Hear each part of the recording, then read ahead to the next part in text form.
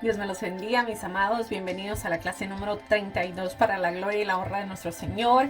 La semana pasada estuvimos hablando un poquito, o más bien dicho, entramos al estudio del libro de los jueces, y esta semana vamos a estar hablando un poquito acerca de Débora y Barak y de la batalla, ¿verdad?, que ellos libraron junto con el pueblo israelita. Así es que espero que se puedan quedar con nosotros durante todo el video y que juntos vamos a aprender de lo que Dios tiene en esta enseñanza para nosotros en este día. Comenzamos.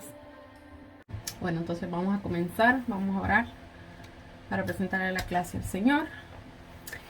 Padre bueno, Padre eterno, te bendecimos, Señor, y te adoramos. Te damos gracias, Padre amado, por este precioso día, Señor, que hiciste para que nosotros pudiéramos aprender de tu palabra. Gracias, Padre amado, gracias, Padre bueno, porque sabemos que tu misericordia es grande y hasta aquí nos ha alcanzado en este día, Padre amado. Gracias, Espíritu Santo, porque tú estás con nosotros todos los días, Señor, y nos guías, Señor, durante este camino, Señor. Gracias, Padre amado. Yo te pido, Señor, que tu palabra, Señor, que la palabra que hemos de aprender en este día, Señor, se quede anclada en nuestro corazón, Señor, la enseñanza, Señor, y que nosotros la podamos atesorar y poner en obra en nuestras vidas. Padre, para tu gloria y tu honra te lo pedimos, Señor, en el nombre de Jesús. Amén.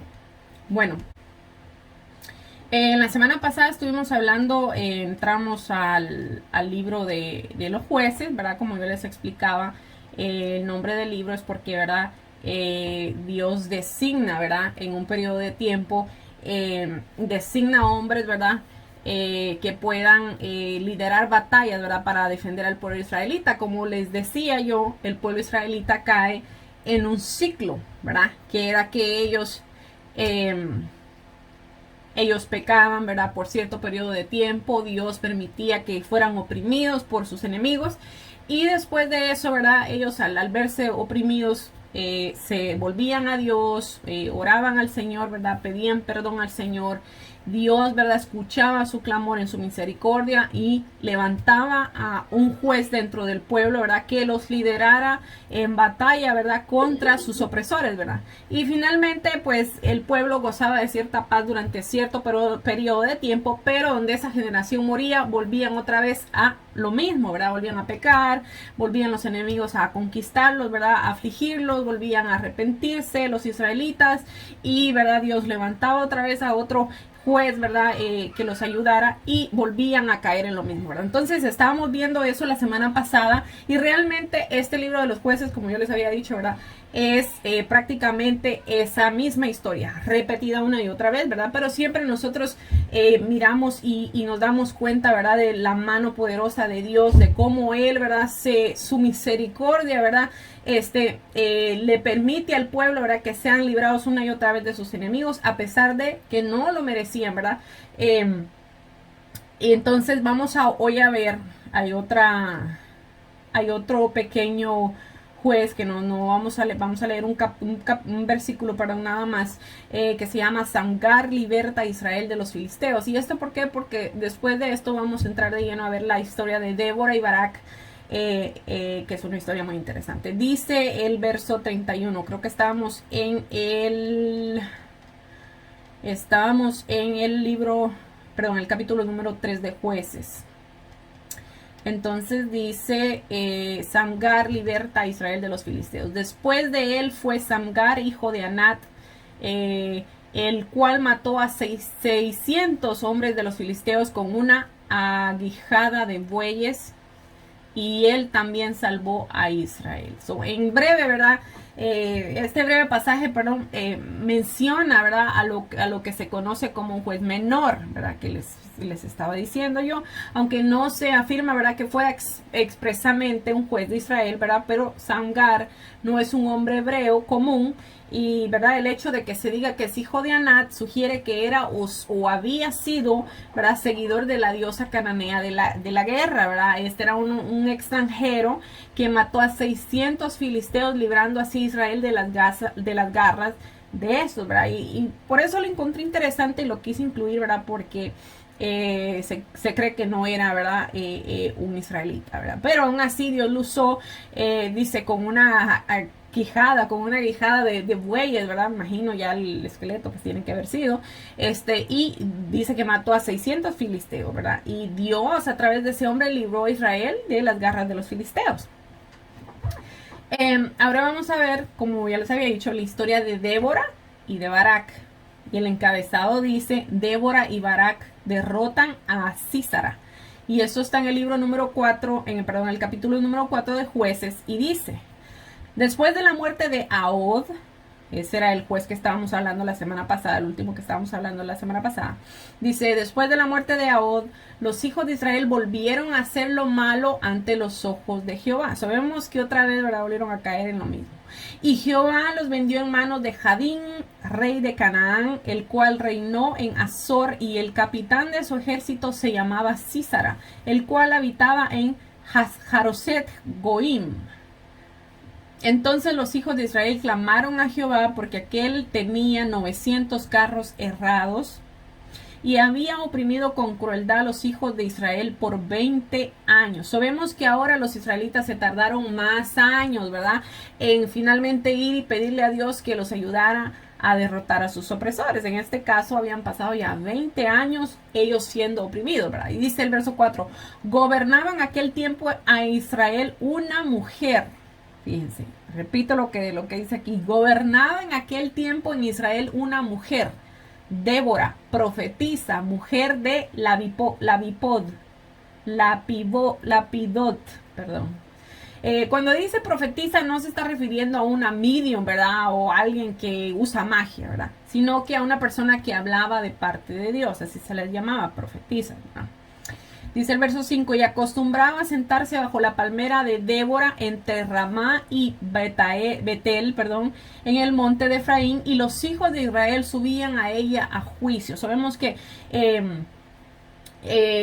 algunos de los israelitas, ¿verdad?, iban a ser juzgados delante de ella, ¿verdad?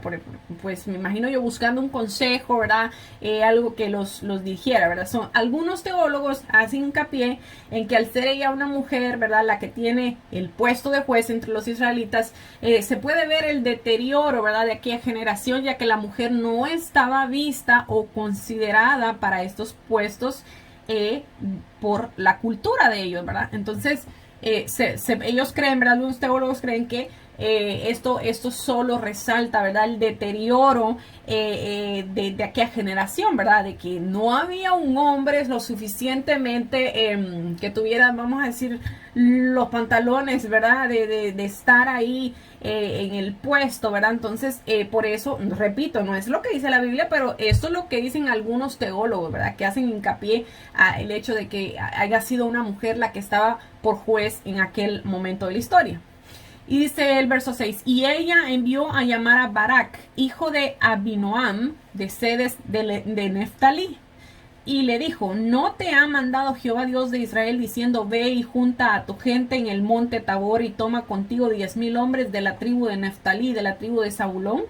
Y yo traeré hacia ti del arroyo de Sison a Sísara, capitán del ejército de Javín, con sus carros y su ejército, y lo entregaré en tus manos. Débora, ¿verdad?, como representante designada por Dios, envió a llamar a Barak para comandar la batalla en contra de los opresores, y también le dio las instrucciones, ¿verdad?, que Dios le había enviado, ¿verdad? Entonces el verso 8 dice, Barak le respondió, si tú fueres conmigo, yo iré, pero si no fueres conmigo, no iré. Aquí podemos ver, ¿verdad?, que al parecer, porque era una mujer la que estaba a cargo, ¿verdad?, en aquel tiempo, pues vemos que este hombre llamado Barak tenía miedo de ir a la batalla. Entonces el cobardismo era tal, ¿verdad?, que le pidió a la mujer juez, ¿verdad?, a Débora, que fuera con él a la batalla, si no, él no iba a ir, ¿verdad? A ese grado, ¿verdad?, habían llegado los israelitas, ¿verdad? Entonces dice el verso 9, ella dijo, iré contigo, mas no será tuya la gloria de la jornada que emprendes, porque en mano de mujer venderá Jehová a Sísara. Y levantándose Débora fue con Barak a Sedes. Débora le dejó bien claro, ok, yo voy a ir contigo, pero ninguno en el pueblo, ¿verdad?, te va a honrar a ti, va a decir, oh, es que Barak le dio la victoria a los israelitas, sino que va a ser una mujer, ¿verdad?, la que va a matar a este general, ¿verdad? Llamado Sísara. Entonces no le iban a dar ningún tipo de mérito a Barak, ¿verdad? Entonces, por otra parte, ¿verdad? El nombre de Barak significa relámpago, ¿verdad? Pero vemos que no era lo que su nombre representaba, ya que era un tanto, ¿verdad? Cobarde, como lo estamos viendo aquí. Entonces Débora accedió a acompañar a Barak, a Cedes, ¿verdad? Como una señal de que Dios estaba con él, ¿verdad? Como para darle confianza, ¿verdad? Dice el verso 10, y junto a Barak, a Zabulón y a Neftalí en Cedes, y juntó Barak a Zabulón y a Neftalí en Cedes, y subió con 10,000 hombres a su mano, y Débora subió con él. A medida, ¿verdad?, que avanza, la historia, vemos que los israelitas dudan más y más, ¿verdad?, acerca de que sí obtendrían la victoria, ya que era una mujer la que los lideraba, ¿verdad? El verso 11 dice, y a ver, Ceneo, de los hijos de Obad, suegro de Moisés, se había apartado de los ceneos y había plantado sus tiendas en el valle de Sanaim, que está junto a Cedes, ¿verdad? Pareciera que la mención de este personaje de ver fuera irrelevante en esta historia, pero la realidad es que es su esposa Jael, ¿verdad?, la que protagonizaría un papel importante en esta historia, y lo vamos a ir viendo, ¿verdad? Acordémonos de este hombre llamado Eber, ¿ok? Que era pariente, ¿verdad?, del suegro de Moisés. Dice el verso 12, vinieron pues a Sísara las nuevas de que Barak, hijo de Abinoam, había subido al monte de Tabor. Y reunió Sísara todos sus carros y 900 carros herrados, con todo el pueblo y con él, los que con él estaban. Desde Jaroset,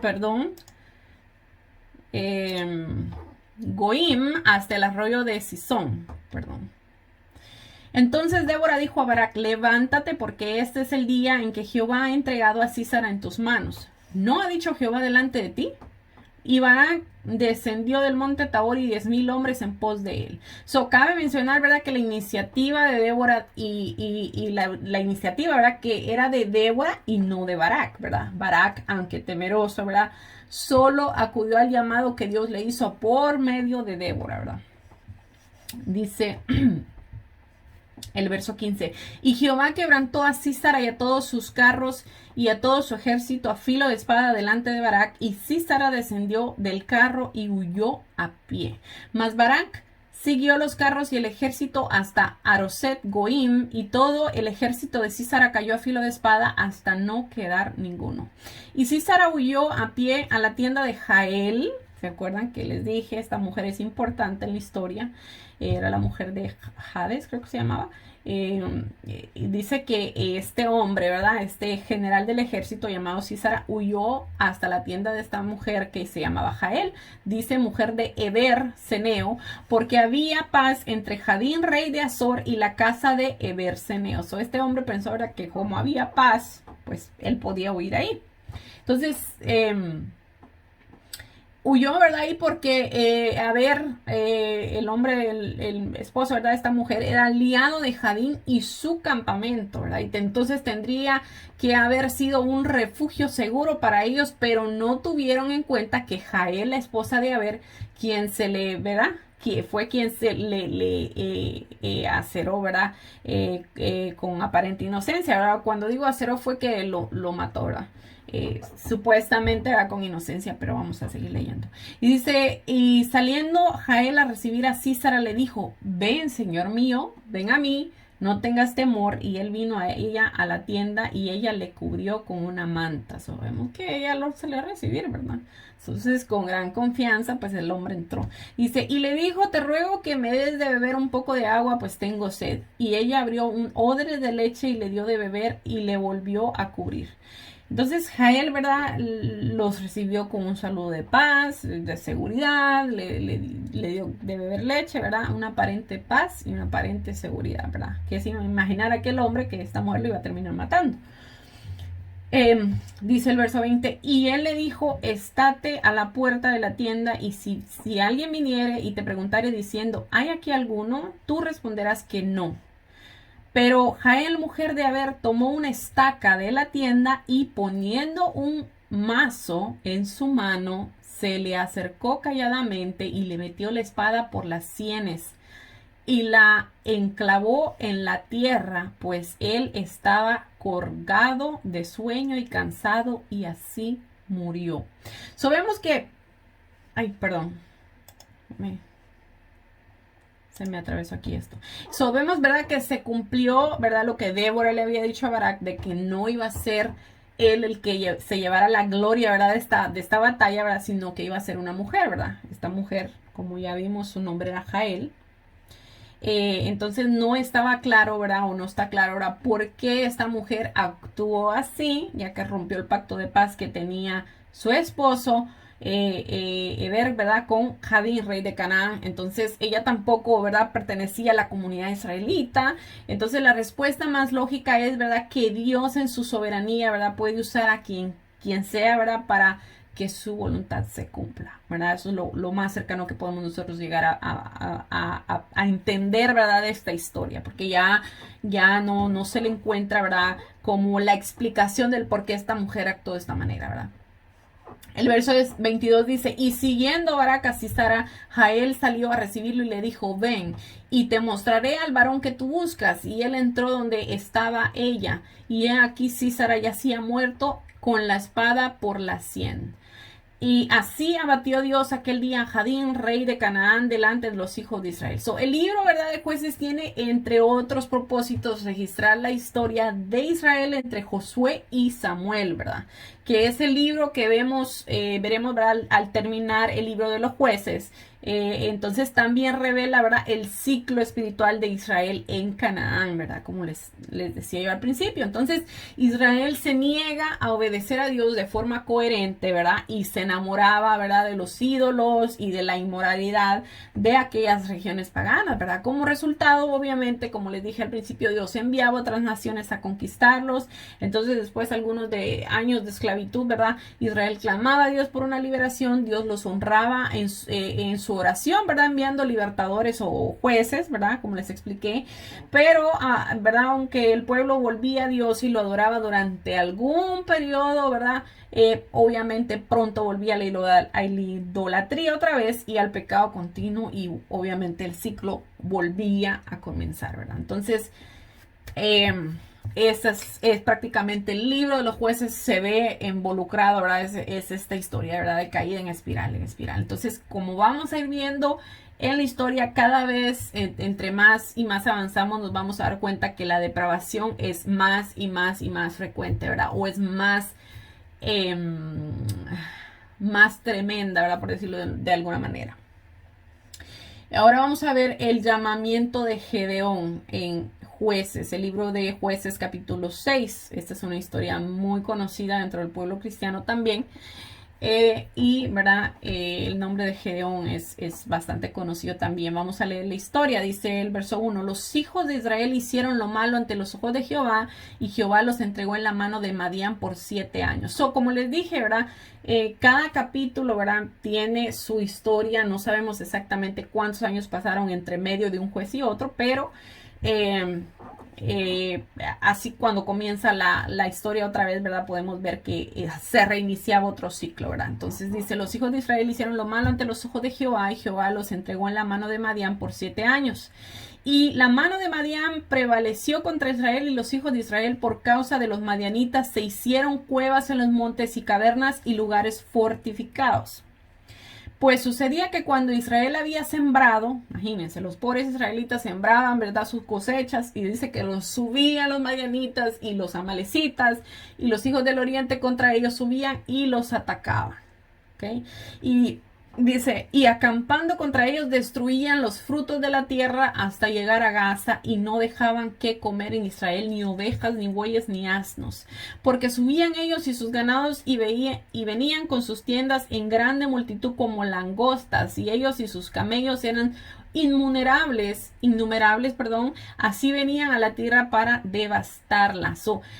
También dice el verso 6: de este modo empobrecía Israel en gran manera por causa de Madián, y los hijos de Israel clamaron a Jehová. Los israelitas quedaron tan empobrecidos por la invasión, ¿verdad?, de los madianitas, que debieron, ¿verdad?, refugiarse, ¿verdad?, en cuevas como si fueran animales, ¿verdad?, y sin posibilidad de tener su propio ganado, ¿verdad?, así como lo estábamos leyendo aquí. El miedo era tal, dice, que ellos corrían y se refugiaron en cuevas prácticamente. Dice el verso 7, y cuando los hijos de Israel llamaron a Jehová a causa de los madianitas, Jehová envió a los hijos de Israel un varón profeta, el cual les dijo, así ha dicho Jehová Dios de Israel, yo os hice salir de Egipto y os saqué de la casa de servidumbre, os libré de la mano de los egipcios y de la mano de todos los que os afligieron, los cuales eché de delante de vosotros y os di su tierra. Y os dije, yo soy Jehová vuestro Dios, no temáis a los dioses de los amorreos en cuya tierra habitáis, porque no habéis obedecido a mi voz. Perdón, dice, pero no habéis obedecido a mi voz. Podemos ver que la fe, ¿verdad?, no se basaba en historias de lo que Dios había hecho, ni tampoco en las costumbres ¿verdad?, que sus padres les habían dejado, ¿verdad? Porque esas historias, ¿verdad?, pasaban de generación en generación, de boca en boca, ¿verdad? Las costumbres, ¿verdad? Pero el hecho de que ellos escucharan estas historias, el hecho de que ellos tuvieran estas costumbres, no significaba, ¿verdad?, que tuvieran una fe genuina por Dios, ¿verdad? Aún, ¿verdad?, con todo esto, ¿verdad?, ellos pecaban, ¿verdad? Entonces, no de nada servía, ¿verdad?, si no escuchaban y atendían la voz de Dios, ¿verdad? Es como que nosotros estuviéramos aprendiendo la palabra del Señor, llegáramos a cierto grado de conocimiento, pero nuestra vida no cambia. Seguimos siendo los mismos, seguimos cometiendo, viviendo de la misma manera que vivíamos, ¿verdad?, antes de conocer la palabra de Dios, ¿verdad? Entonces, es exactamente lo que estoy tratando de decir aquí, ¿verdad? Que aún con todo el conocimiento, ¿verdad?, de Dios, de todo lo que Dios había hecho en la vida del pueblo, ¿verdad?, de sus padres, los israelitas, aún con todo ese conocimiento, no tenían esa fe. Dice el verso 11, y vino el ángel de Jehová y se sentó debajo de la encina que está en Ofra, la cual era de Joás Abieserita, y su hijo Gedeón estaba sacudiendo el trigo en el lagar para esconderlo de los madianitas, o tenían que esconder sus propios frutos, ¿verdad?, porque se los iban a robar, obviamente. Dice, y el ángel de Jehová se le apareció y le dijo, Jehová está contigo, varón esforzado y valiente. Cuando se habla, ¿verdad?, del ángel de Jehová, podemos notar que es alguien mayor a un ángel, ¿verdad? De hecho, es Dios mismo, ya que ningún otro ángel, ¿verdad?, aceptaba adoración alguna de nadie, ¿verdad? Por cuanto, ¿verdad?, en la Biblia se menciona el ángel de Jehová, nosotros notamos que él sí acepta la adoración, ¿verdad? Entonces, Gedeón, por otro lado, significa el que destroza. Un nombre, ¿verdad?, muy apropiado para Gedeón, ya que Dios le mandaría que destruyera el altar de Baal que tenía su padre. Lo vamos a leer ya mismo, ¿verdad? Pero como les decía, ¿verdad?, cuando ustedes escuchen el ángel de Jehová o el ángel de los ejércitos de Jehová, está hablando, ¿verdad?, de Dios mismo. Dice, y Gedeón le respondió, Señor mío, acuérdense que el ángel le dijo, Jehová está contigo, varón esforzado y valiente, ¿verdad? Le dijo a este hombre llamado Gedeón. Y dice que Gedeón le respondió, Señor mío, si Jehová está con nosotros, ¿por qué nos ha sobrevenido todo esto? ¿Y dónde están todas sus maravillas que nuestros padres nos han contado diciendo? ¿No nos sacó Jehová de Egipto? Y ahora Jehová nos ha desamparado y nos ha entregado en mano de los madianitas. La respuesta, ¿verdad?, de Gedeón parece contradecir ambos aspectos, ¿verdad?, del saludo de Dios. Primero, dudó de la presencia de Dios con Israel, ¿verdad? Y era de humanos, ¿verdad?, porque estaban siendo atacados. Pero también Dios, ¿verdad?, no prestó atención a la objeción de Gedeón, sino que le encargó ser un guerrero valiente como Dios lo había llamado, ¿verdad? Dice, y mirándole Jehová le dijo, ve con esta tu fuerza y salvarás a Israel de la mano de los madianitas. ¿No te envío yo? Entonces aquí vemos, ¿verdad?, que la Biblia nos dice que era el mismo Dios quien se le había aparecido en forma de ángel, ¿verdad? Porque le dice, ¿verdad? Y mirándole Jehová le dijo, ve con esta tu fuerza y salvarás a Israel de la mano de los madianitas. ¿No te envío yo? Entonces, el verso 15 dice, entonces le respondió, Señor mío, ¿con qué salvaré yo a Israel? He aquí que mi familia es pobre en Manases y yo el menor de la casa de mi padre. So Gedeón también dudó, ¿verdad?, de la aparición, ya que alegó que no era una persona idónea, ¿verdad?, para esta tarea, ¿verdad? Sin embargo, vemos que en el resto de la historia, ¿verdad?, de cómo cuando un hombre, ¿verdad?, es obediente a la voz de Dios, Dios lo transforma y lo habilita para la tarea que le ha encomendado, ¿verdad? Así como yo les estoy diciendo a ustedes, ustedes están aprendiendo de la palabra de Dios ahora y un día Dios los va a capacitar para que ustedes puedan ser los que le enseñen a alguien más la palabra del Señor, lo que han aprendido, ¿verdad? Entonces, asimismo, ¿verdad? En esta historia, ¿verdad? Este hombre se consideraba muy pequeño, consideraba que no era él el indicado para esta tarea, ¿verdad? Pero Dios lo capacitó y, ¿verdad?, al final Gedeón fue obediente a Dios, ¿verdad?, después de muchas trabas que le puse a Dios, pero, ¿verdad?, Dios en su misericordia, ¿verdad?, le dio todas las señales que él pidió. Lo vamos a ver. Y, ¿verdad?, pues terminó, ¿verdad?, finalmente Gedeón aceptando el llamado. Dice el verso 16. Jehová le dijo, ciertamente yo estaré contigo y derrotarás a los madianitas como a un solo hombre. Y él le respondió, yo te ruego que si he hallado gracia delante de ti, me des señal de que tú has hablado conmigo. Es evidente, ¿verdad?, que los jueces eran cada vez menos ejemplares. Otoniel, Ahod y Samgar obedecieron el llamado de Dios sin protestar, ¿verdad? Barak puso a una condición de que Débora, ¿verdad?, como leímos, fuera con él, y Gedeón prácticamente no le creyó al Señor, ¿verdad? Y encima de eso, para comprobar si de verdad que era Dios quien estaba con ellos, le pidió varias señales, ¿verdad? Como ya les dije anteriormente, a Dios, ¿verdad? Entonces las pidió como confirmación, ¿verdad? Dice, te ruego que no te vayas de aquí hasta que vuelva a ti y saque mi ofrenda y la ponga delante de ti. Y él respondió, yo esperaré hasta que vuelvas. Entrando Gedeón preparó un cabrito y panes sin levadura de un efa de harina, y puso la carne en un canastillo y el caldo en una olla, y sacándolo se lo presentó debajo de aquella encina. Entonces el ángel de Dios le dijo, toma la carne y los panes sin levadura y ponlos sobre esta peña y vierte el caldo. Y él lo hizo así. Y extendiendo el ángel de Jehová el báculo que tenía en su mano, tocó con la punta la carne y los panes sin levadura, y subió fuego de la peña, el cual consumió la carne y los panes sin levadura, y el ángel de Jehová desapareció de su vista. Viendo entonces Gedeón que era el ángel de Jehová, dijo, Señor Jehová, que he visto al ángel de Jehová cara a cara. Gedeón, ¿verdad?, obviamente al ver que el ángel había consumido con fuego, ¿verdad?, la ofrenda, entonces entendió que era Dios quien se le había aparecido, y entonces tuvo gran temor de morir porque había visto al ángel del Señor cara a cara, ¿verdad? Y la Biblia dice, ¿verdad?, que ningún hombre puede ver a Dios, ¿verdad?, cara a cara, porque obviamente de la gloria y el resplandor, ¿verdad?, esta persona moriría, ¿verdad? Entonces ellos sabían eso. Dice el verso 23, pero Jehová le dijo, paz a ti, no tengas temor, no morirás, ¿verdad? Habían excepciones.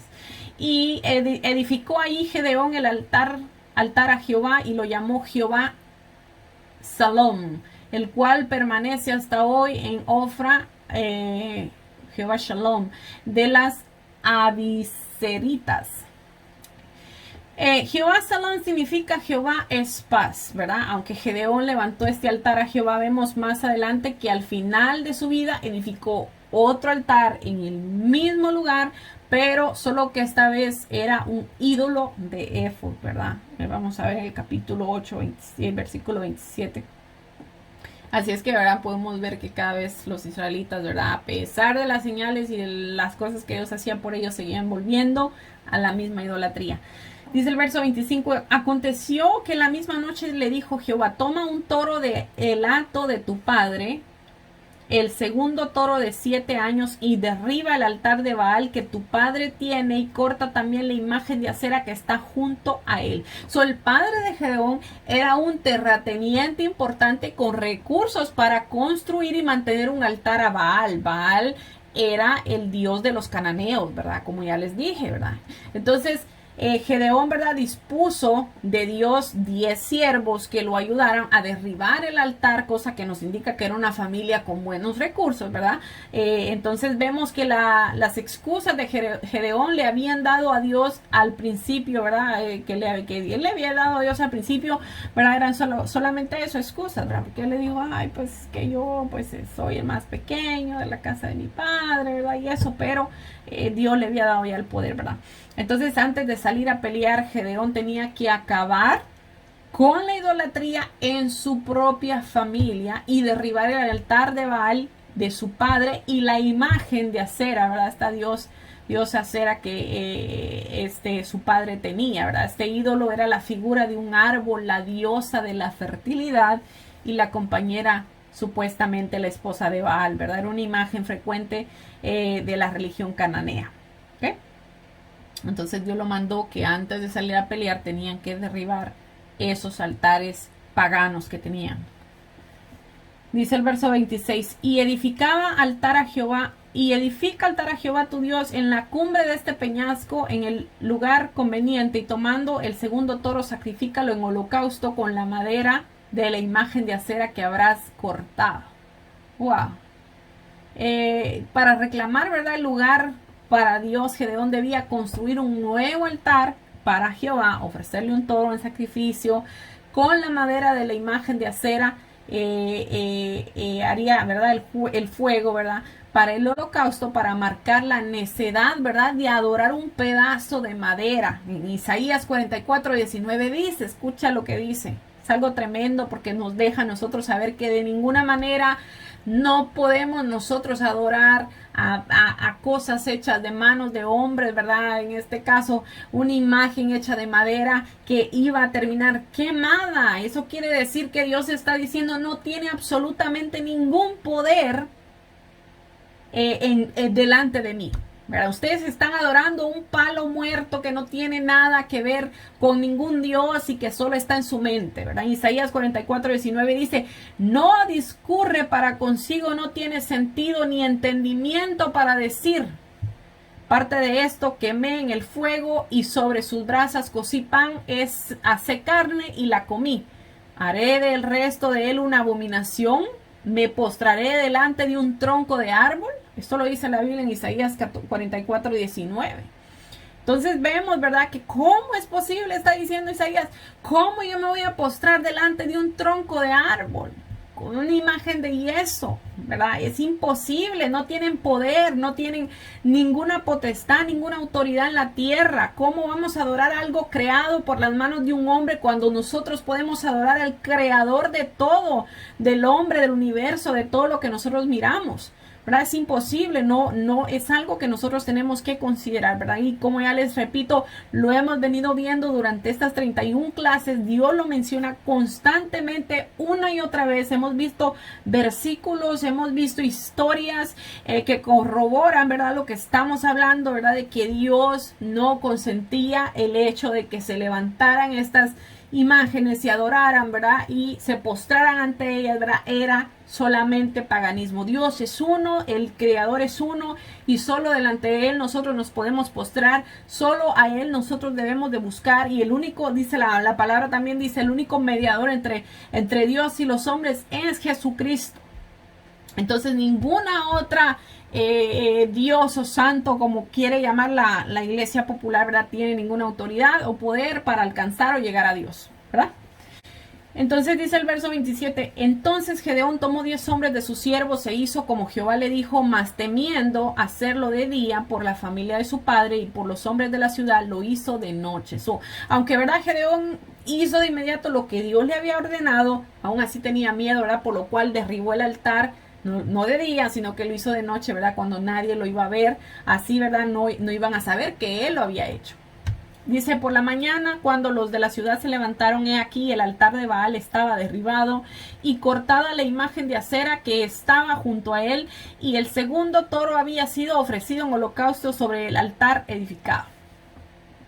Y se dijeron unos a otros, ¿quién ha hecho esto? Y buscando e inquiriendo les dijeron, Gedeón, hijo de Joás, lo ha hecho. Entonces los hombres de la ciudad dijeron a Joás, Sabemos, ¿verdad? Que aunque nosotros como seres humanos queramos ocultar las cosas que hacemos, ¿verdad? En este caso, Gedeón, ¿verdad? Quiso ir de noche para que nadie supiera quién había sido el que derribó este altar de su padre, ¿verdad?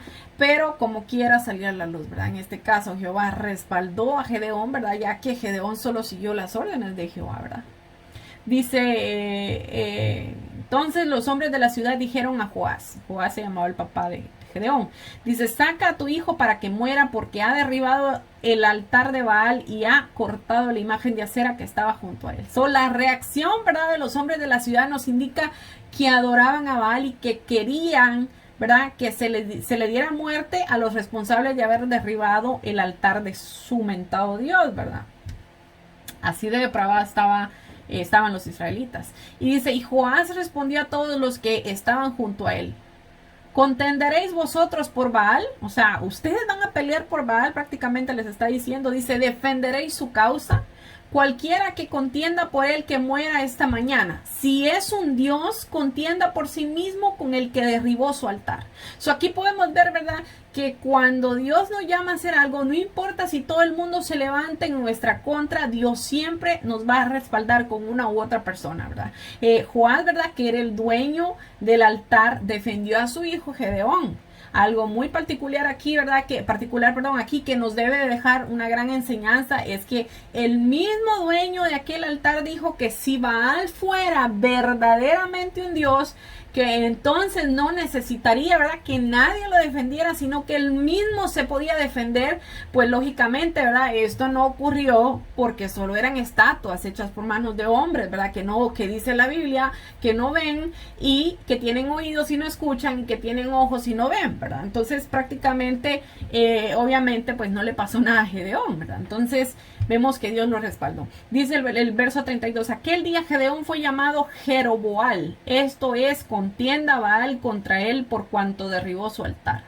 La prueba, ¿verdad?, irrefutable, ¿verdad?, de la incapacidad de Baal fue, ¿verdad?, de la capacidad de Baal de defender su honor fue, ¿verdad?, que Gedeón continuó con vida, porque si de verdad hubiera sido un Dios, pues con poder, ¿verdad?, lo hubiera podido matar, ¿verdad?, porque derribó su estatua, pero realmente no le pasó nada.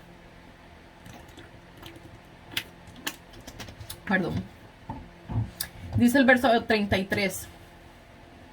Pero todos los madianitas y los amalecitas y los del oriente se juntaron a una y pasando acamparon en el valle de Jezreel. Entonces el espíritu de Jehová vino sobre Gedeón y cuando éste tocó el cuerno, los abisaeritas se reunieron con él. El Espíritu de Dios revistió a Gedeón, ¿verdad?, con poder para la batalla y liberar así al pueblo de sus opresores. El verso 35 dice, y envió mensajeros por todo Manases y ellos también se juntaron con él. Asimismo envió mensajeros a Aser, a Zabulón y a Neftalí, los cuales salieron a encontrarle. Acuérdense que estos son los nombres de las tribus, ¿verdad?, de las 12 tribus de Israel. Entonces Gedeón mandó, ¿verdad?, mensajeros por estas tribus para que pudieran salir a pelear unírsele a él, ¿verdad?, y salir a pelear contra sus enemigos. Entonces el hecho de verdad que las tribus respondieran al llamado de Gedeón debió haber sido, ¿verdad?, para el hecho suficiente, ¿verdad?, para darse cuenta Gedeón de que Dios estaba con él. Pero Gedeón todavía estaba dudoso, así que pidió varias confirmaciones a Dios. Dice, y Gedeón dijo a Dios, si has de salvar a Israel por mi mano, como has dicho, he aquí que yo pondré un vellón de lana en la era. Y si el rocío estuviera en el vellón solamente, quedando seca toda la otra tierra, entonces entenderé que salvarás a Israel por mi mano, como lo has dicho. En esos tiempos no llovía. Okay, lo que caía era un rocío, ¿verdad? Dice aquí. Entonces,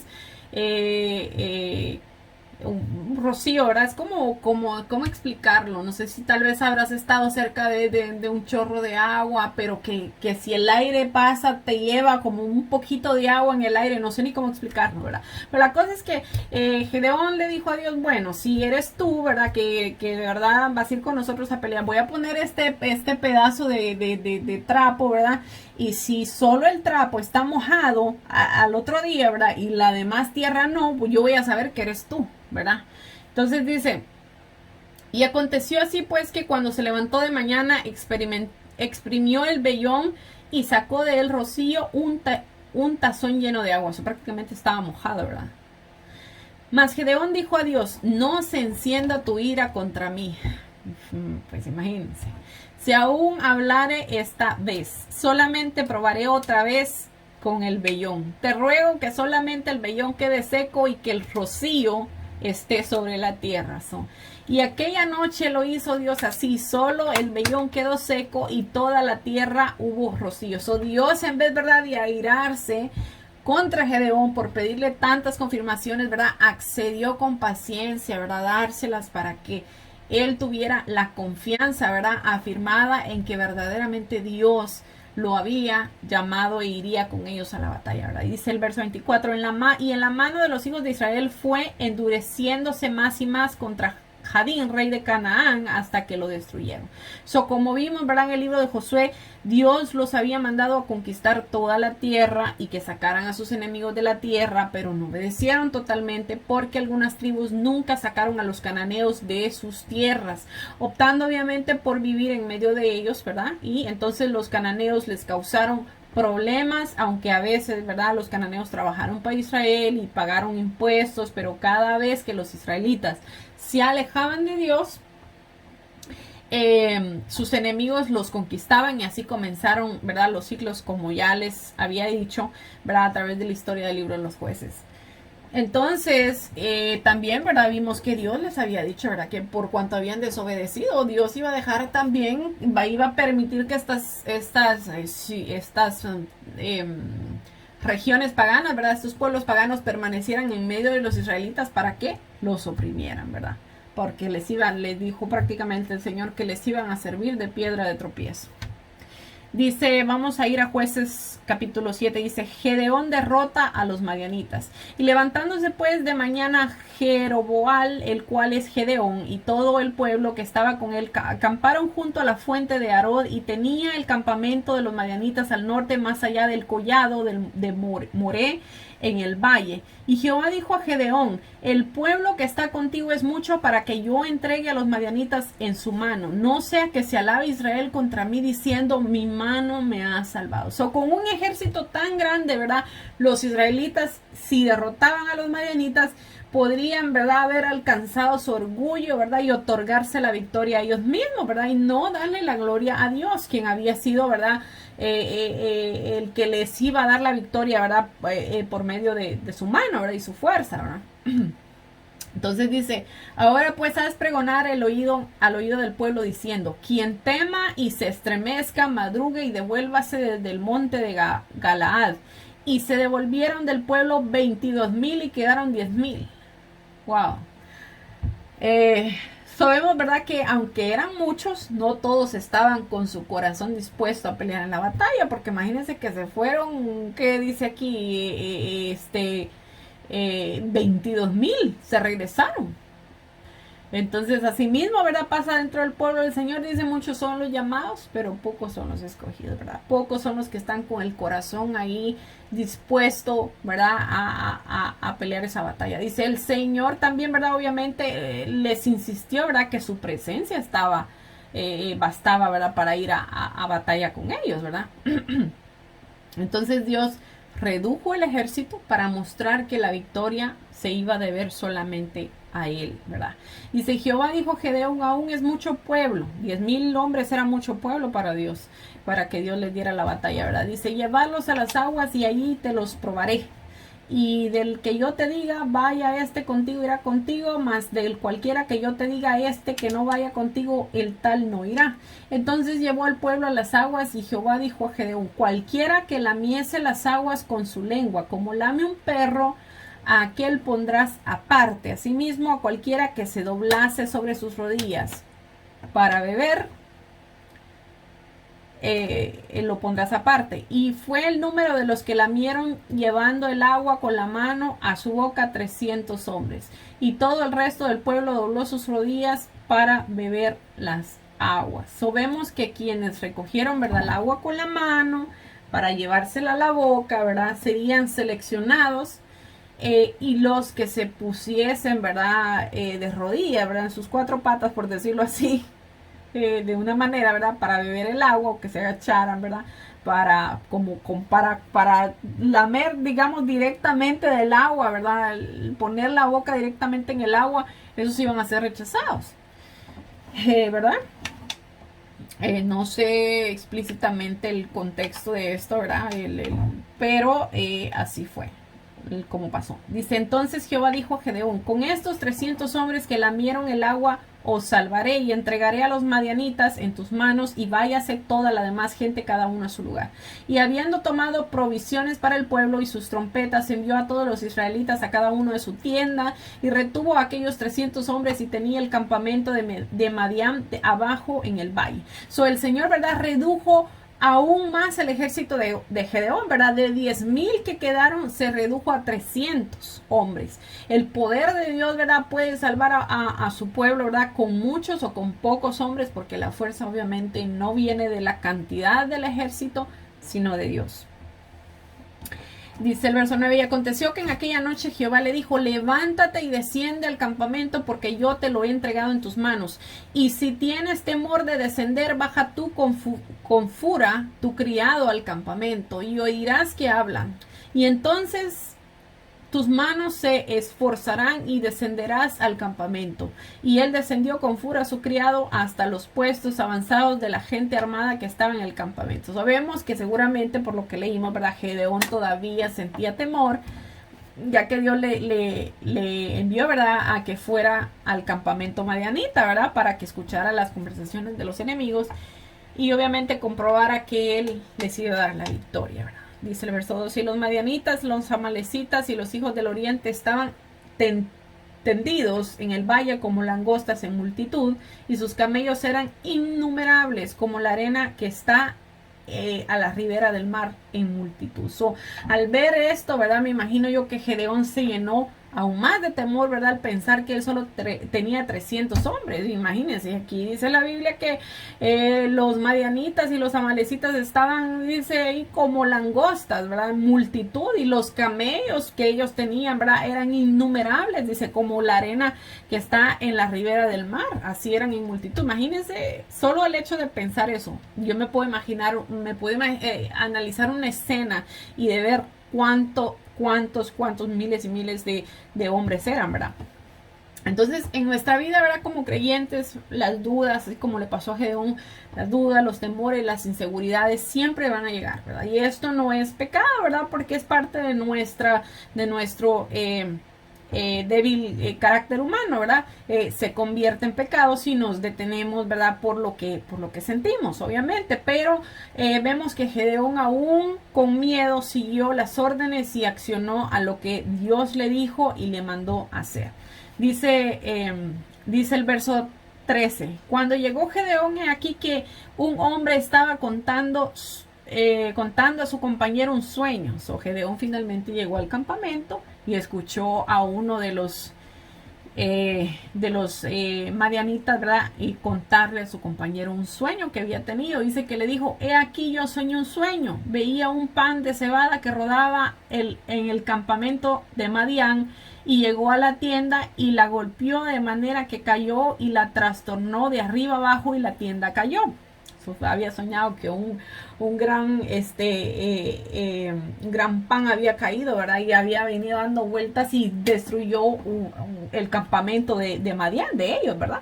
Dice, y su compañero respondió y dijo, esto no es otra cosa sino la espada de Gedeón, hijo de Joás, varón de Israel. Dios ha entregado en sus manos a los madianitas con todo el campamento. So, Dios permitió que Gedeón llegara en el momento preciso, ¿verdad? Para que escuchara la confirmación de que Dios había entregado a los madianitas en su mano, ¿verdad? Algo curioso de este pasaje es que los madianitas entendieron inmediatamente el sueño, ¿verdad? Mientras que Gedeón, aún con todas las señales que Dios ya le había hecho, para confirmarle, ¿verdad? Todavía tenía temor y dudas si Dios les habría de entregar la victoria. Es algo increíble. Dice, cuando Gedeón oyó el relato del sueño y su interpretación, adoró. Y vuelto al campamento de Israel, dijo, levantaos porque Jehová ha entregado el campamento de Madián en vuestras manos. O ahora que Gedeón había finalmente escuchado esta conversación, más ahora de los labios, ¿verdad? Paganos, ¿verdad? De esta gente, quedó convencido, ¿verdad? Que Dios finalmente les iba a dar la victoria. Entonces reconoció que Dios estaba con ellos, adoró a Jehová, volvió con la firmeza al campamento de sus hombres y los acompañó. Y los comandó, para la batalla, ¿verdad? Dice el verso 16.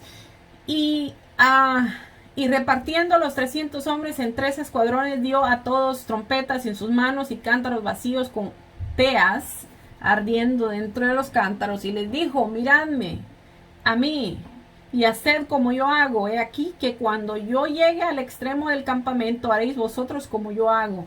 Y yo tocaré trompeta, y todos los que están conmigo, vosotros tocaréis entonces las trompetas alrededor de todo el campamento, y diréis, por Jehová y por Gedeón. Eso era lo que iban a ellos a gritar. Entonces Gedeón, ¿verdad?, separó su ejército en 3 grupos, los armó con trompetas, con cántaros vacíos y con teas, que son antorchas, ¿ok?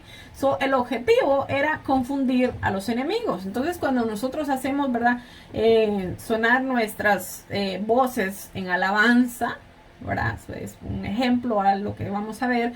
Confundimos a nuestros enemigos y caen las cadenas porque Dios se mueve entre su pueblo por medio de la alabanza. Así lo dice en Salmo 22:3, dice, pero tú eres santo, tú que habitas entre las alabanzas de Israel, ¿verdad? También en Hechos 16:20-40 dice, pero a medianoche orando Pablo y Silas. Esta es una historia muy interesante que yo creo que la leímos también, ¿verdad?, en el libro de los Hechos, que lo terminamos hoy. Dice, pero a medianoche orando Pablo y Silas cantaban himnos a Dios y los presos oían. Entonces sobrevino de repente un gran terremoto, de tal manera que los cimientos de la cárcel se sacudían, y al instante se abrieron todas las puertas y las cadenas de todos se soltaron. Cosas poderosas suceden cuando abrimos nuestra boca, ¿verdad?, para adorar al Señor Jehová, nuestro Dios de los ejércitos, ¿verdad? Entonces podemos ver esto aquí. Gedeón, ¿verdad?, usó esta estrategia, ¿verdad? Y nosotros como cristianos también, nosotros debemos de abrir nuestra boca y adorar, porque cuando nosotros hacemos eso, las cadenas empiezan a caer. Cadenas que nosotros muchas veces no somos conscientes de, no podemos ver, porque son ataduras que están en el mundo espiritual, pero conforme nosotros presentamos alabanza al Señor, ¿verdad?, Dios se encarga de romper esas cadenas, ¿verdad? Dice el verso 19, llegaron pues Gedeón y los 100 hombres que llevaba consigo al extremo del campamento al principio de la guardia de la medianoche, cuando acababan de renovar los centinelas, y tocaron las trompetas y quebraron los cántaros que llevaban en sus manos.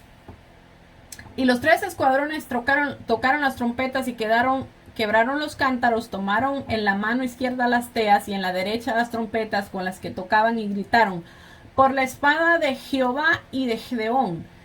Y se estuvieron firmes cada uno en su puesto en derredor del campamento. Entonces todo el ejército echó a correr dando gritos y huyendo. Son los 300 israelitas, ¿verdad?, que fueron a la batalla, no tuvieron ni que moverse de su lugar, sino que con solo sonar las trompetas de cuerno, ¿verdad?, y quebrar las vasijas que llevaban, hicieron que el poder de Dios se manifestara para darles la victoria. Dice, y los 300 tocaban las trompetas, y Jehová puso la espada de cada uno contra su compañero en todo el campamento, y el ejército huyó hasta Betzita en dirección a Cerera, y hasta la frontera de Abel Meola en Tabat. Eso, notemos que dice, ¿verdad?, que Jehová puso espada,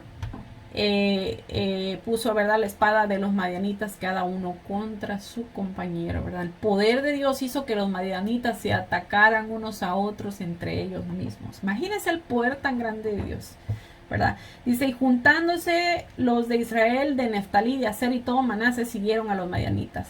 Gedeón también envió mensajeros por todo el monte de Efraín, diciendo, descended al encuentro de los madianitas y tomad todos los vados de Betbara y del Jordán antes que ellos lleguen. Y juntos todos los hombres de Efraín tomaron a los vados de Betbara y el Jordán. Una vez, ¿verdad? Que la victoria, ¿verdad? Se había sido dada por Dios. Ahora Gedeón mandaba a llamar a los hombres de guerra de las tribus, hermanas, ¿verdad? De Neftalí y Aser, y de todo Manasés, y se calcula que se juntaron unos 300,000 hombres. Dice, y tomaron a 2 príncipes de los madianitas, Oreb y Zeeb, y mataron a Oreb en la peña de Oreb, y a Zeeb lo mataron en lagar de Zeeb.